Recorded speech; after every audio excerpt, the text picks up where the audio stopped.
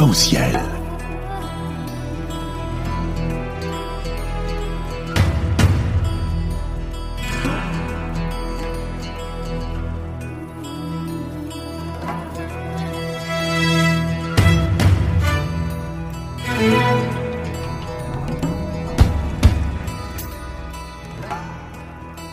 Arc-en-ciel, chaque dimanche, actualité, culture, économie, société et animation festive.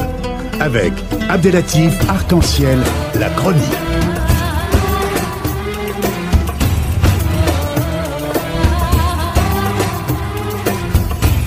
Arc-en-ciel info.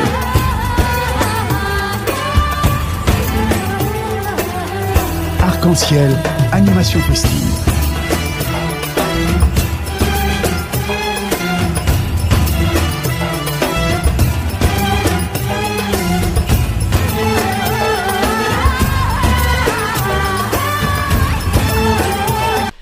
Nous sommes heureux d'être en ligne avec notre deuxième intervenant. Ça fait un certain temps qu'il n'était pas parmi nous, mais il est le bienvenu dans l'émission Arc-en-ciel. C'est Abdelatif Al-Fakkak. Bonjour et bienvenue dans l'émission Arc-en-ciel.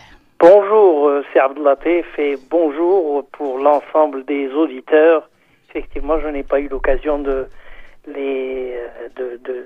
faire une conférence ou d'avoir un dialogue avec eux depuis longtemps, effectivement. Exactement. Et l'Arc-en-ciel n'oublie pas ses anciens amis. Et le sujet de ce jour, comme tu le suis, c'est le sujet concernant la culture démocratique qui fait un frein pour un Maroc plus juste. Donc ce n'est pas qu'il n'y a pas de justice, mais il y a une justice, mais par contre encore davantage et ambitieux. C'est la thématique de ce jour.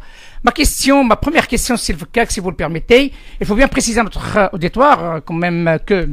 Abdelatif Al-Fakkak est président de la Fédération mondiale de la diversité des euro-africains, la FMDEA, qui siège à Bruxelles, qui est le directeur de recherche des thèses à l'école doctorale du groupe d'ISKE de Casablanca, vice-président aussi de Georgetown University à Washington, c'est bien ça, c'est Al-Fakkak, mais aussi il est vice-président de l'IMRI. Ma première question, c'est concernant ce Maroc qui vit actuellement une période assez importante, qu'on voit un grand nombre de personnes à travers les écrits médiatiques ou aux livres, les 20 ans de règne de Sa Majesté Mohammed VI. Comment vous voyez-vous, déjà dans un premier temps, ce bilan, et après on discutera sur cette pratique qui dépasse largement le cadre des consignes données, mais aussi de la culture marocaine sur la démocratie. D'abord, je ne parlerai pas au nom de l'IMRI, même si je suis vice-président. Mais je n'avais pas préparé quelque chose sur... Oui. Mais j'ai essayé de voir à travers l'ensemble des sociétés qu'est-ce que veut dire la culture démocratique. Est-ce que c'est un frein ou un tremplin pour un certain nombre de pays? Et donc la culture étant considérée un peu comme, je dirais, un trait distinctif, spirituel, matériel, culturel et affectif, avec une démocratie, je dirais, culturelle, ou la culture démocratique qui va englober les arts, la littérature, les modes de vie, le droit, les droits fondamentaux des citoyens, le système des valeurs, les traditions, les croyances, etc. Cette déclaration, effectivement, je l'ai reprise de la déclaration mondiale de Mexico, de l'UNESCO en 1982, et le mot ici culture désigne ce qui est autre et différent de la nature et qui évolue avec le temps, l'espace et avec des formes d'échange démocratique de la société. Et je dirais pour Pierre Bourdieu, qui fut au Collège de France et qu'il a écrit un livre sur la distinction entre les valeurs et la formation des classes sociales et la culture, il pose donc la culture démocratique, la réflexion sur le capital humain, sur le pays, et il confirme dans ses livres l'académicus et la noblesse de l'État et la reproduction de la société, enfin avec les héritiers, avec Passeran, Jean-Claude Passeran, cette distinction de classe, eh bien, elle a le mérite d'être opposée, car c'est ça, la culture démocratique, qui est une actualité brûlante aujourd'hui, et elle peut constituer un frein, ou elle peut constituer ce qu'on pourrait appeler un tremplin. Je ne sais pas si vous avez une autre question, ou alors je continue comme vous souhaitez. Non, mais la question est simple. Vous avez donc, désolé de ne pas vous aviser comme quoi il y avait une question concernant les 20 ans de Rennes, mais ça fait partie de l'actualité, comme vous le savez. Et l'émission Arc-en-Ciel vit l'actualité. Néanmoins, comme je l'ai dit au départ, c'est que la culture démocratique, et notamment au Maroc, comment peut-on la définir vu l'évolution de cette population marocaine? Je dirais, au niveau des 20 ans d'expérience, donc je parle à haute voix, il y a énormément de chantiers qui ont été ouverts, disons, depuis le règne de Mohamed VI en 1991. Il y a eu énormément de réformes de l'État, la réforme démocratique, il y a eu la Constitution qui a changé, il y a la réforme de l'éducation nationale avec l'ensemble des universités, il y a eu beaucoup d'offshoring, il y a eu une accélération de l'industrie, il y a eu les TGV, et il y a surtout ce que je dirais, une espèce de stabilité politique. Mais ce qu'il manquait peut-être dans le cadre de démocratique, mais ça c'est une question de temps, c'est l'absence de méritocratie. C'est l'absence de gérer les populations qui ne sont pas apparentes, qui écrivent, et c'est pour ça que nous avons à peu près 8000 personnes qui partent et comme fuite de cerveau, ou qui travaillent dans le cadre de l'informatique, des médecins, des pharmaciens, etc. Je ne vais pas tous citer, mais il y en a quand même 8000 qui partent. C'est immense. Et ça, ce qui est paradoxal, proviennent non pas des écoles publiques, mais des écoles privées. Alors, on se pose la question aujourd'hui sur les politiques publiques qui sont la base fondamentale de la démocratie, de la culture démocratique. Lorsqu'on a fait un investissement sur les investissements publics, c'est 80% de bénéfices d'individus qui vont en bénéficier. Mais vous connaissez l'état de l'école, de la santé, de l'habitat, de l'agriculture et du transport. Donc finalement, qui bénéficie de cette structure? C'est les 20% restants, c'est la loi de Pareto, qui eux ne bénéficient pas du service public, mais vont dans les écoles privées, payent en plus de leurs taxes. Il y a également le transport, il y a également l'habitat. Et nous avons donc formé aujourd'hui une espèce de société à deux vitesses. Et ça, c'est, je dirais, un petit peu malheureux. Et la culture démocratique, finalement, c'est un état d'esprit. Ce n'est ni un frein, ni un tremplin pour l'évolution historique de la société, mais tout dépend des politiques publiques. Et là, nous avons beaucoup de gens, au niveau de la généralisation, qui n'ont pas accès à l'éducation et à l'enseignement, à la santé, au marché public, à la politique fiscale qui n'est pas égalitaire, à la bonne gouvernance publique, à la qualité des hommes qui sont au gouvernement. Et finalement, il y avait ce problème de choix également des langues. Alors, c'est une régression si l'on repart après 30 ans depuis la politique de Hassan II, avec, je dirais, je ne veux pas citer les partis des années 80 ou avec l'arabisation, regardez ce qu'elle a donné. Elle a donné des hommes hybrides qui, finalement, n'ont ni raisonnement d'un mode occidental au sens cause-effet avec la rationalité, je dirais, cartésienne, qui a fait pivoter l'Europe par ces concepts de Descartes, mais aujourd'hui, ils sont beaucoup plus avec un mode d'esprit beaucoup plus tourné oriental, beaucoup plus tourné vers un islam où il n'y a rien à découvrir dans le passé, tout est à redécouvrir dans le futur, mais avec une lecture tout le temps renouvelée d'ordre religieuse. Et là, ça pose des problèmes de débat énormes sur la croissance, sur l'éducation, sur le capital immatériel, sur la qualité des institutions, sur la préparation des marchés du numérique. Bref, la société est divisée aujourd'hui entre le public et le privé, je dirais. C'est simple, donc vous parlez des ingrédients qui sont favorables pour qu'il y ait une culture démocratique qui peut être un tremplin pour une promotion assez importante d'un pays. Est-ce que selon vous, ces ingrédients sont bel et bien présents pour que cette culture puisse avoir le jour? Au niveau de la préparation de la population, non, avec les politiques publiques à l'heure actuelle qui sont en faillite, qui probablement devraient être revues et corrigées. Mais la population doit être préparée à cette culture démocratique.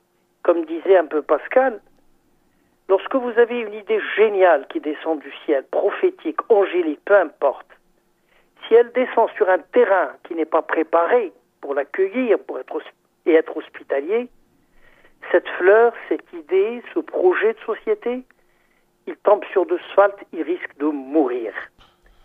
Et donc, la préparation de la société, on ne cherche pas qui est responsable de la situation. C'est ni les partis politiques, ni l'État. C'est une responsabilité d'ordre collectif. C'est pour ça que la culture démocratique est un état d'esprit. Et donc, il est très important de savoir à un moment donné ce que disait la Banque mondiale, le FMI et l'OCDE. Le Maroc est un pays émergent qui est aujourd'hui saturé. Il est arrivé à ce qu'on appelle le piège des revenus intermédiaires. Il ne peut plus évoluer. C'est comme une femme qui ne peut plus vous donner plus qu'elle en a. Est-ce que vous pouvez m'expliquer ça d'une manière un peu plus précise, s'il vous plaît? Parce que là, c'est conceptuel. Alors, il y a un certain nombre de pays intermédiaires qui sont pris dans ce piège, et le Maroc donc a pris le risque politique sur un fond religieux des islamistes qui sont au pouvoir par la volonté élective du peuple. Il atteint aujourd'hui une croissance de 2,5 à 3%. Il est plafonné. C'est ce qu'on appelle, dans le cadre de la Banque mondiale, il a un statut d'un pays de classe moyenne intermédiaire qui ne peut plus aller au-dessus, au-delà. Et pourquoi? Avec les 400 000 individus qui arrivent sur le marché, avec la numérisation, la mondialisation qui est sans frontières, on a besoin de 6 à 7% de croissance. Or, le Maroc, pratiquement, ne sait pas gérer l'électricité, ne sait pas gérer l'eau, ne sait pas gérer comment on appelle ça, les détritus ménagers, ne sait pas gérer l'énergie, ne sait pas gérer le tram, ne sait pas gérer, bref, le transport et les TGV. Finalement, ce sont des gestions à gestion déléguée, et nous le voyons aujourd'hui, même dans le cadre des régions où les partis politiques sont élus, c'est les SDL, c'est-à-dire ils sont incapables de pouvoir gérer. Et aujourd'hui, donc, ils font appel, en créant une société des années 1963 en France qui s'appelle les sociétés de développement local. Ils choisissent donc des contractuels, des directeurs et un certain nombre de personnels, leur donnant la grille de salaire du marché, parce que la grille du salaire public, du statut public est limitée. Et ces individus doivent avoir ce qu'on appelle le GAR, la gestion axée sur les résultats. Alors donc, on se pose un petit peu la question, où va le Maroc? C'est ce qu'on appelle les pays intermédiaires, à revenus intermédiaires. Ils sont bloqués. Donc il va falloir, comme disait Sa Majesté Mohamed VI, il n'y a pas très longtemps au niveau du Parlement, nous sommes bloqués par comment on appelle ça, un modèle économique hybride. Il va falloir penser à d'autres. J'ai assisté à Rabat, comme tout le monde, à des reconsidérations. Il n'y a pas un parti politique, à ma connaissance, jusqu'à présent, qui a donc une vision globale de l'avenir du Maroc dans le cadre de la ZELACA, c'est-à-dire la zone des livres d'échange, et dans le cadre de la changement de monnaie, dans le cadre de la CEDEAO. Nous ne savons pas où nous allons pour le moment, après une vingtaine d'années de stabilité à l'heure actuelle au niveau du Maroc. C'est ce qu'on appelle, je vous ai simplement donné les explications, hein, pas plus, qui sont connues de la Banque mondiale, du FMI et de l'OCDE. Donc, si j'ai bien compris votre analyse, on n'a pas trop parlé quand même sur le Marocain en tant que Marocain, en tant que population, je parle, en tant qu'acteur sur le terrain. Vous êtes une personne qui a voyagé souvent, beaucoup même, qui a fait beaucoup d'initiatives à l'international et qui a constaté c'est quoi les motivations d'une personne, d'un citoyen lambda dans un pays développé ou non développé. Comment vous arrivez à donner une image la plus précise possible sur le Marocain lambda, parce que on voit, j'étais récemment au Maroc, hein, on constate de tout, hein, on constate des avancées énormes, mais à côté aussi un recul comme il y en a point, hein, donc par rapport à des incivilités, par rapport à des pratiques qui sortent du cadre d'un progrès humain de taille. Comment vous situez le Marocain dans tout ça? Le Marocain en tant qu'individu, en tant que citoyen, c'est ça la question? Bien sûr. Bien, alors il y a des classes sociales, il y a 20% de gens qui vivent parfaitement bien, qui sont extrêmement occidentalisés, qui sont mondialisés, que vous ne voyez pas, qui ont ce qu'on appelle, comme je vous l'ai dit tout à l'heure, les écoles sont dans des missions culturelles françaises, espagnoles, italiennes, belges, françaises, américaines, etc., ou britanniques. Et les autres, c'est la masse, c'est des universités de masse dans laquelle il n'y a pas un produit exceptionnel qui sort.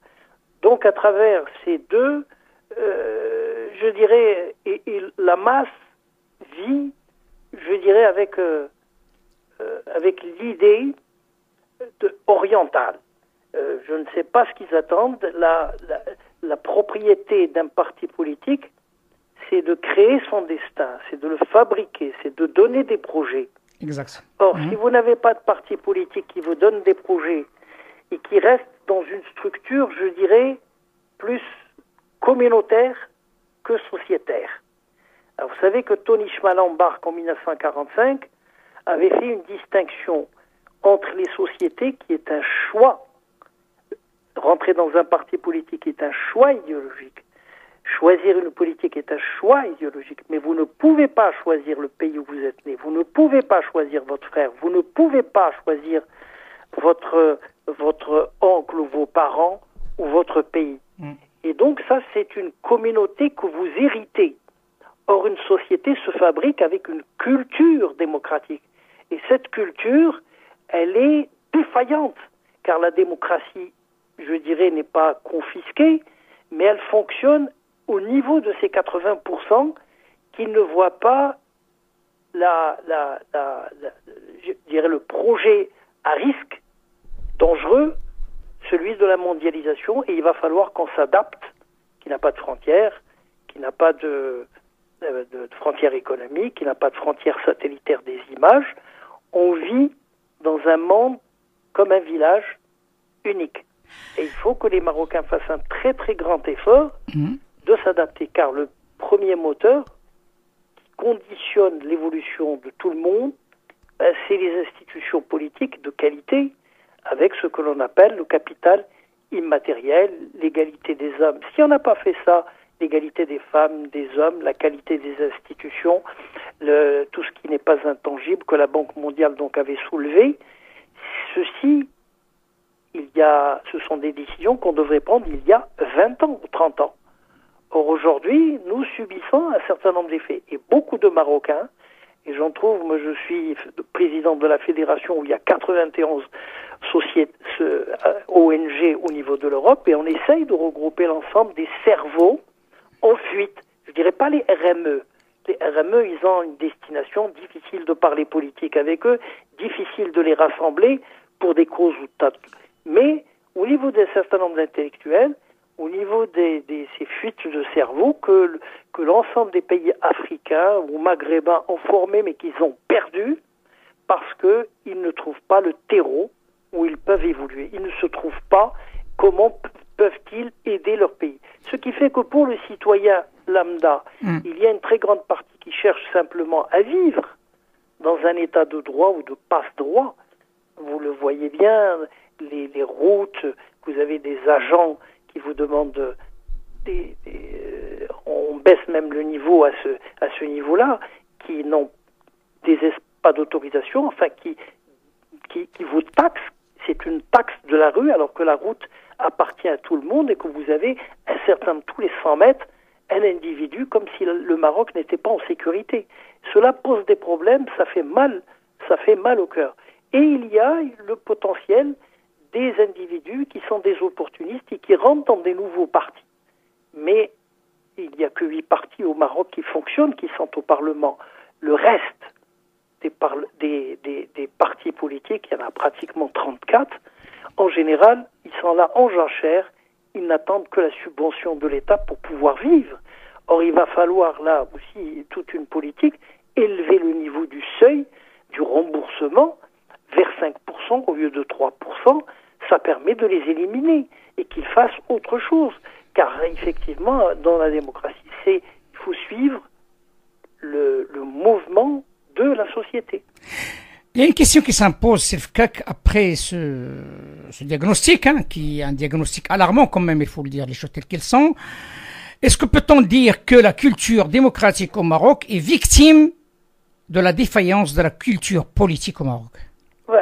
C'est affirmatif. Le problème aujourd'hui qui se pose, c'est que il n'y a pas de pays sous-développé par la pauvreté ou par les politiques publiques, pour les 80% dont j'ai parlé tout à l'heure, qui sont laissés pour compte de l'État déficitaire, qui s'endette aujourd'hui à 85%. Il n'y a pas de société sous-développée, et il n'y a que des sociétés sous-développées par la corruption, par la spoliation des biens d'autrui, des citoyens, par l'argent sale, sans le respect des droits de l'homme et du citoyen, sans démocratie pour tous, sans méritocratie pour chacun, sans la culture démocratique. Et pourtant, la corruption, le népotisme, le clientélisme, l'achat des consciences des citoyens, des votes au niveau législatif et régional n'est pas une fatalité religieuse. Donc ces pratiques sont des crimes dans des sociétés de confiance. C'est un suicide collectif dans des sociétés démocratiques qui se métamorphosent des fois en sociétés de méfiance. La problématique pour moi, c'est comment transformer la société du respect du citoyen au détriment d'une société de combine. Comment avoir une société de tolérance et permissive par rapport à une société persuasive? Comment avoir une société de transparence publique, du gagnant-gagnant, au lieu d'avoir une société de ruse et de corruption politique?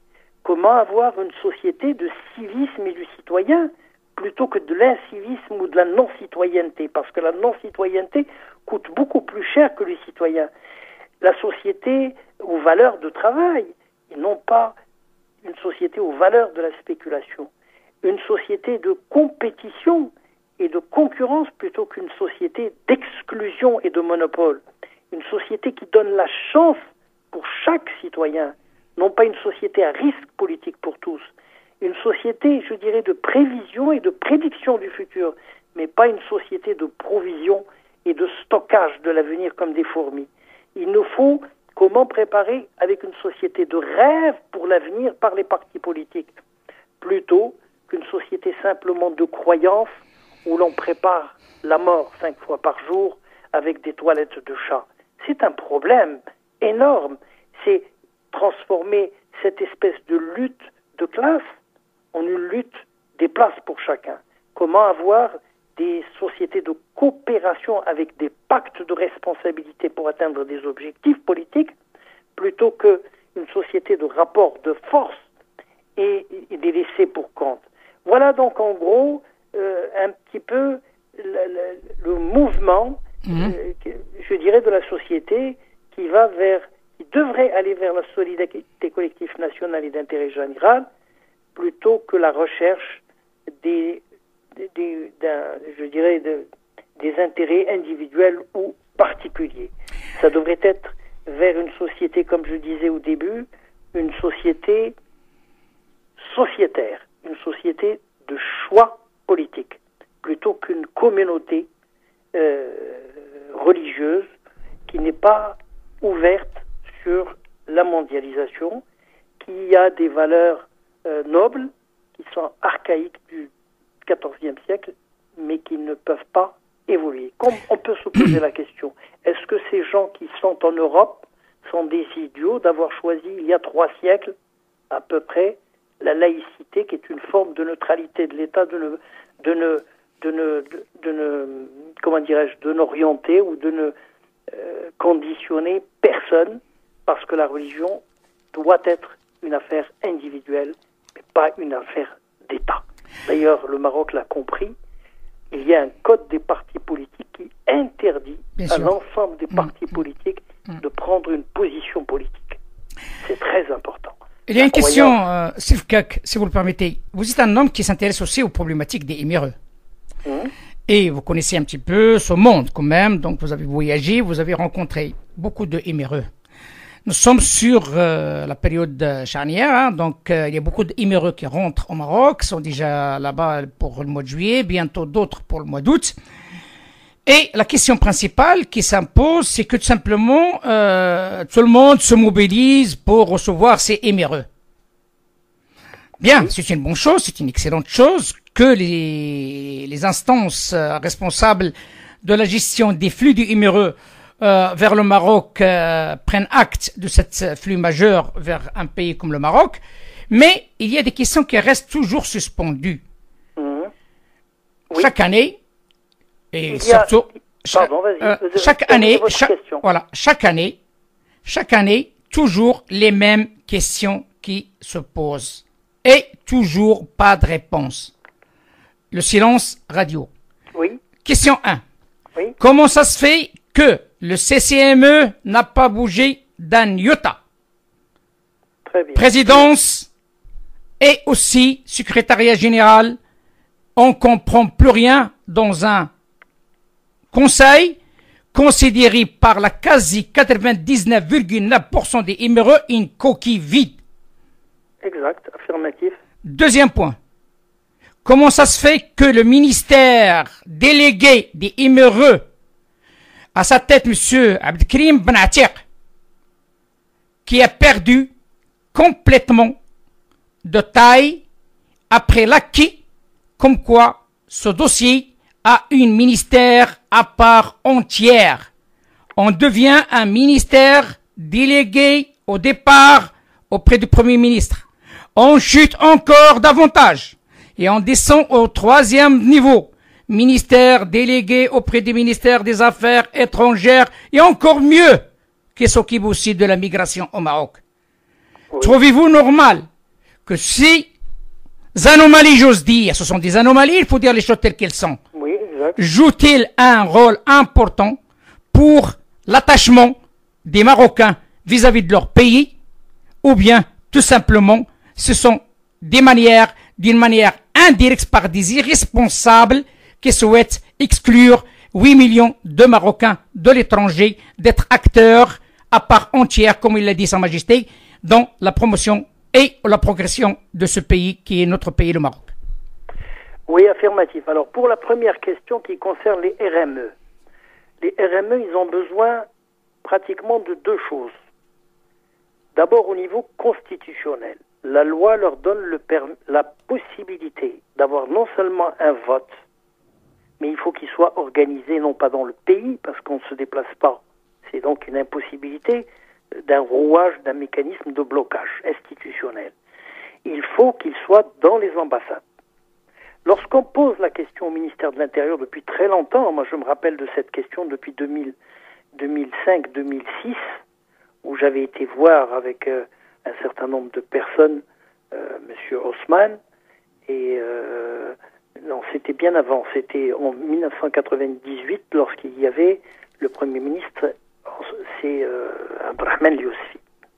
C'est très important pour cette question qui concernait le droit de vote des citoyens vivant à l'étranger marocain. Il n'y a pas de Marocains avec un statut étranger et un Marocain avec un statut intérieur. Et on leur a demandé, non seulement ils doivent voter, mais ils doivent être illigible. Alors, au niveau de l'ambassade, ils disent qu'il n'y a pas de possibilité. La Mauritanie le fait, l'Algérie, pratiquement la Tunisie, tous sans exception. Je pose la question, parce que c'était leur question. Ils disent que nous n'avons pas les moyens de préparer ça pour les 8 millions de Marocains qui vivent à l'étranger. Pourquoi, lorsqu'il y a le référendum, donc organisé, c'est une prérogative de Sa Majesté, à ce moment-là, les ambassades s'organisent et le font parfaitement bien, et l'ensemble de la communauté a voté à 98% parce qu'ils souhaitaient donc le changement, non seulement au niveau de la Constitution de 2011, mais ils ont voté également pour le référendum.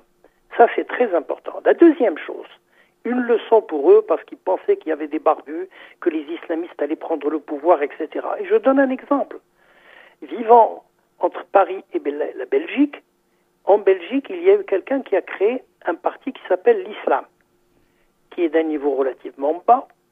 Il ne sait pas parler, il ne veut pas se faire maquiller par une femme dans les studios, il ne regarde pas l'intervieweuse. Elle était l'invitée de l'émission Arc-en-Ciel. Allez-y. Oui. Alors cet individu qui disait finalement, il ne regardait même pas la femme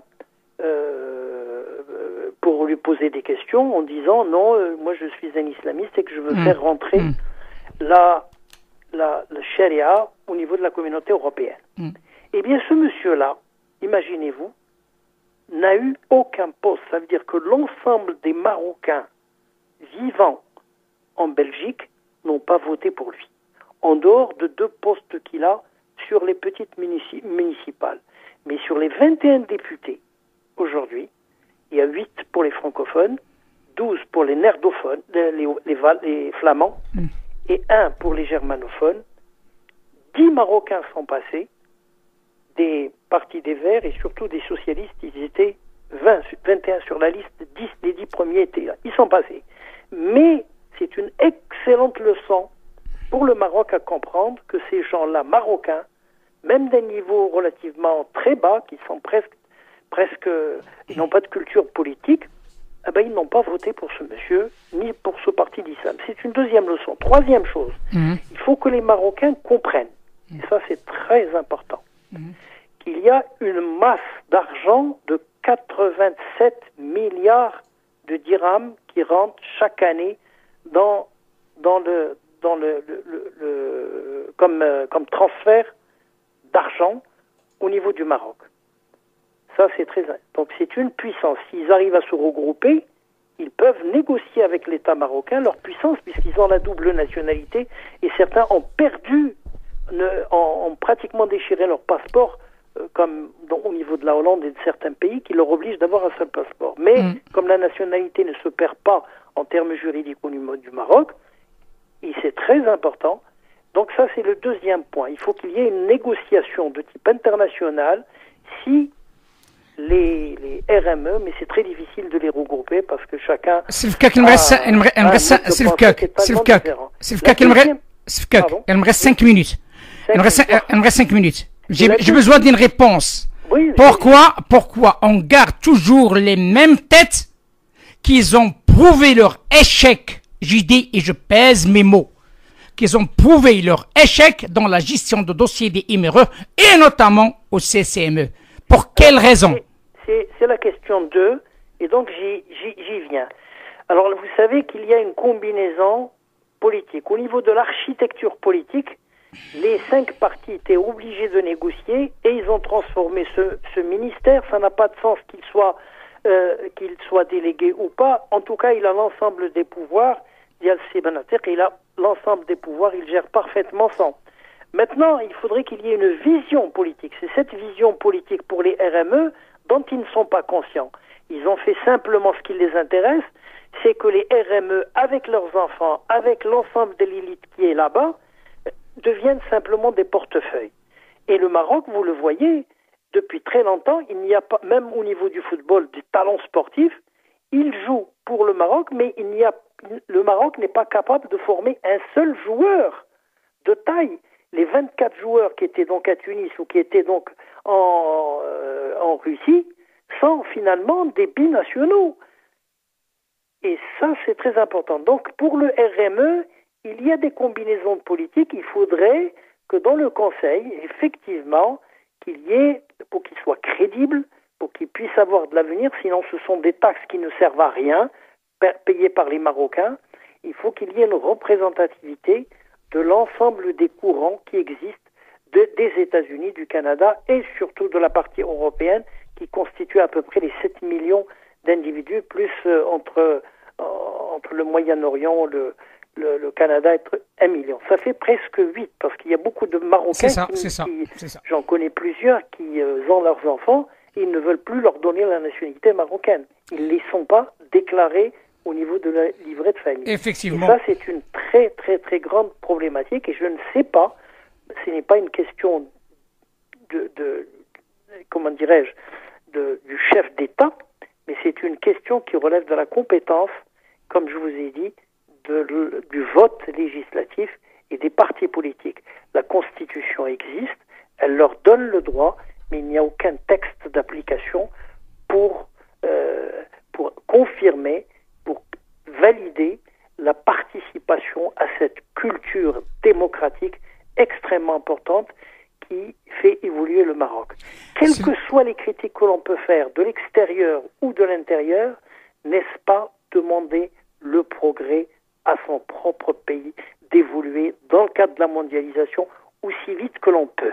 Voilà. Monsieur le si les joueurs marocains, vous les acceptez à jouer dans le truc, pourquoi vous n'acceptez pas la fuite des cerveaux pour participer donc au niveau du gouvernement? C'est une question aussi qui se pose. Monsieur le Fkak, merci infiniment de cet éclairage fort intéressant. Je vous dis à très bientôt, Inch'Allah, donc à la rentrée. À bientôt, et merci beaucoup de m'avoir invité. À très bientôt, Monsieur le Fkak. Ma salama. Arc-en-ciel.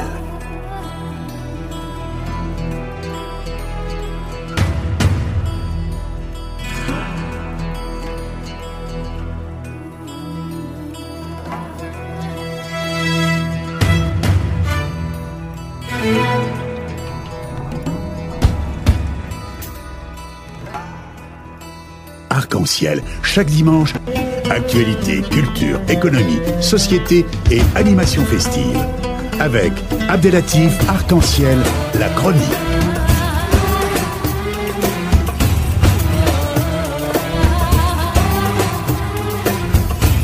Arc-en-ciel, info.